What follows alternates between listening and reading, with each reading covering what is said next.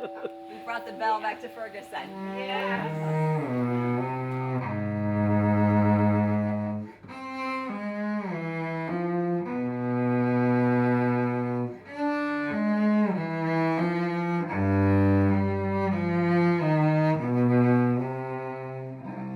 This place here, this building, when I walked in the first time, I felt the love. I felt God's presence.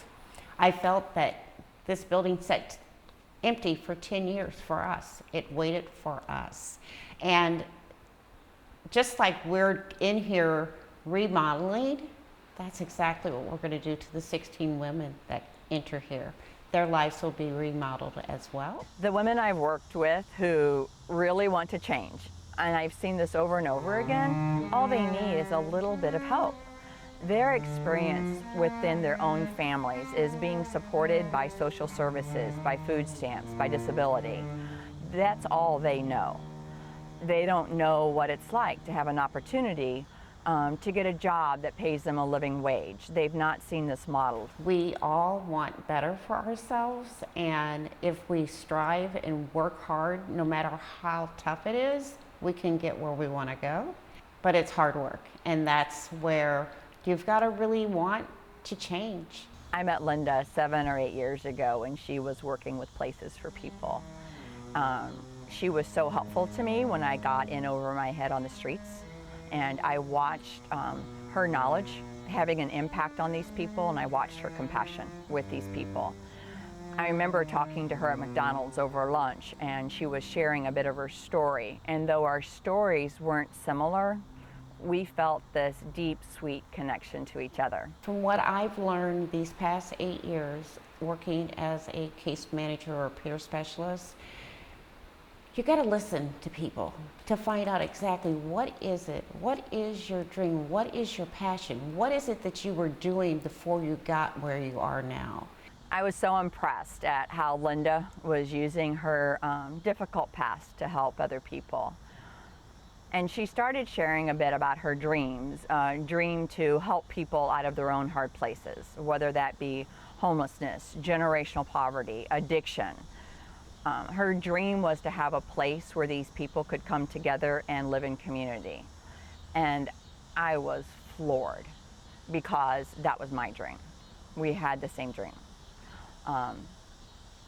And now, together, our dreams are coming true. Coming to a place like this and to do the best of your ability to get your life back, this is huge. This is a huge success. To find hope, to start dreaming and living again, there's nothing like this in St. Louis, and I just think that this is going to be the best place ever.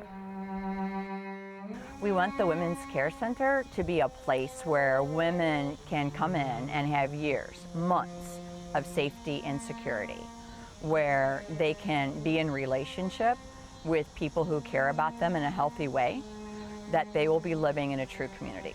They have to want it, and I think that most people do want it, but we're afraid. Fear is what keeps a lot of us from doing what we want to do. Linda is the manager of the Women's Care Center, and in some circumstances, she will have walked the same path that these women are getting ready to start on. And she knows what that looks like. She knows what it feels like. And Linda, in sharing her story, will allow these women to start thinking about hope in their own lives. My passion is to take care of people. That's what I do best. I'm really good at helping somebody organize, showing them how to cook, how to clean. I can help you do your resume, can show you whatever you want. I'm just ready to help anybody do whatever it is they want to do, or find them the right resource to go and do what they want to do. For the women coming to the center, we're going to say to these women, if you had an opportunity to, what would you do? People from poverty often aren't given opportunities in their lives, and as a result, they can stay stuck for generations. But if we say to them, what if you had an opportunity to work at Schnucks? If you had an opportunity to take a course in something you're interested in and then be able to work in that field. This is just going to be awesome to be able to work with someone every day and to help them build their goals and their dreams. And I don't dream anymore, I plan. So that's something I stopped at my age. So no more dreaming, you gotta plan, Linda, because you're getting older. So I'm hoping that I can help some of these ladies plan some of their dreams and their passion and get their life back where it needs to be.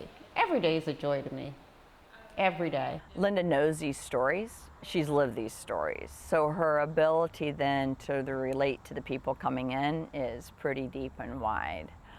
She knows exactly what programs these women are going to need. She knows where women might be lacking in their own life skills. She knows that these women possibly haven't seen anyone in their own families working for more than 3 weeks or 3 months. I grew up in a home where alcohol was a norm. We drank to drink, and I didn't feel love, so I turned to drinking. My daughter basically raised herself. It's what I would call a professional alcoholic. I would go to work, I would come home, and from 5 to 9, I would cook and help Kendra with her homework, but I don't remember because I would always be in a blackout. I had 2 car accidents, which gave me my wake-up call. And I knew I had to change if I wanted to live. And today, 9 years later, I am so happy that I made that change. Linda knows how a place like this had a positive impact on her life, and that she is where she is today because of her experience there.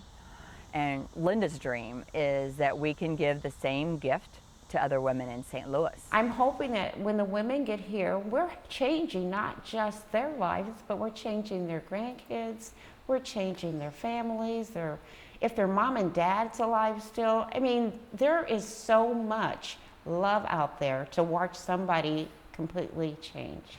It's not just the women's lives that are going to be changed and their families, but also our staff and their families, the volunteers' lives, they will be changed. And even our donors' lives are going to be changed, because change comes when our hearts have been changed. The funds that come into the Women's Care Center are going to have a lifelong impact on these women.